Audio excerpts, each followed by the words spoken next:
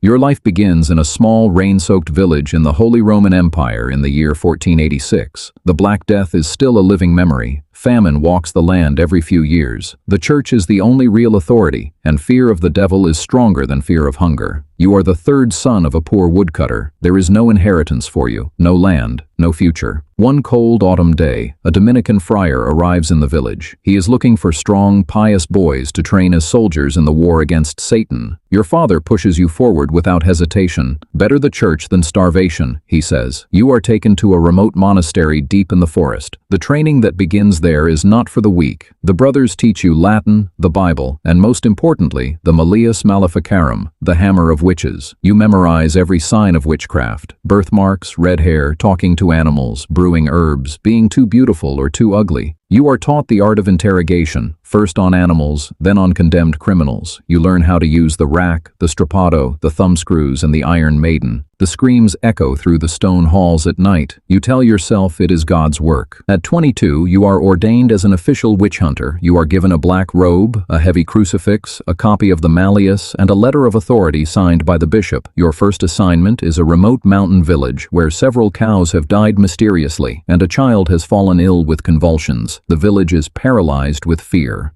The locals whisper about an old widow who lives alone at the edge of the forest and talks to her cats. You begin the investigation with prayer and fasting. You search her hut and find dried herbs, a small wooden figure, and a black cat. That is enough evidence for you. The arrest is swift. The interrogation lasts 5 days. At first, the old woman denies everything. You start with the milder tortures. When she still refuses to confess, you use the strappado, hanging her by her wrists behind her back until her shoulders dislocate. The pain is unbearable. On the 4th day, she breaks. She confesses to making a pact with the devil, cursing the cows, and flying to the witch's sabbath on a broomstick. She names 3 other women in the village. The trial is short and decisive. The bishop's representative presides. The 3 women are sentenced to death by burning. The execution takes place in the village square at dawn. The crowd cheers as the flames rise. You stand watching, feeling a strange mixture of righteous power and a hollow emptiness in your chest. This is your calling. Over the next 15 years, you become one of the most feared and respected witch hunters in the region. You travel from village to village, from town to town, across the German states and into France. You send hundreds of people, mostly women, but also men and even children, to the stake. Some cases feel justified. Many feel like the result of village grudges, jealousy, or simple superstition. You learn the economics of the hunt. The property of the condemned is confiscated and divided between the church, the local lord, and you. The more witches you find, the richer you become. You buy a fine stone house in a prosperous market town. You marry a merchant's daughter. You have 3 children. On the surface, you are a respected pillar of the community, but the nights are never peaceful. You see the faces of the burned in your dreams. You hear their screams when the wind howls. You begin to question whether every birthmark is truly the devil's seal. You see how easily fear turns neighbor against neighbor. You watch young girls confess to flying on broomsticks and having sex with demons just to make the pain stop. One winter, you are called to a prosperous town where the plague has returned. The mayor and the priest beg you to find the witches responsible. You arrest a young midwife who was seen gathering herbs at night. The interrogation is long and brutal. She confesses and names 12 other women. The fires burn for days. As you stand in the square watching the smoke rise, you feel nothing but a deep, cold emptiness. Your body begins to betray you. The constant travel, the smoke from the pyres, the weight of what you have done, it all catches up. You start drinking heavily to sleep at night. Your wife leaves you. Your children fear the man you have become. You grow bitter and angry at the world. On your deathbed at age 58, a young priest comes to give you last rites. In your fever, you confess your greatest fear, that most of the people you burned were innocent. The priest tells you not to worry. God will forgive you if you did it in his name. You die alone, whispering the names of the women and children you sent to the flames, wondering if God is really listening. History will remember the great European witch hunts as a necessary battle against the forces of Satan. Scholars will debate the numbers. Tens of thousands burned across the continent. They will never truly count the innocent lives destroyed by fear, greed, superstition, and the ambition of men like you. They will never remember the broken witch hunters who lived long enough to question whether they had been serving God or the devil all along.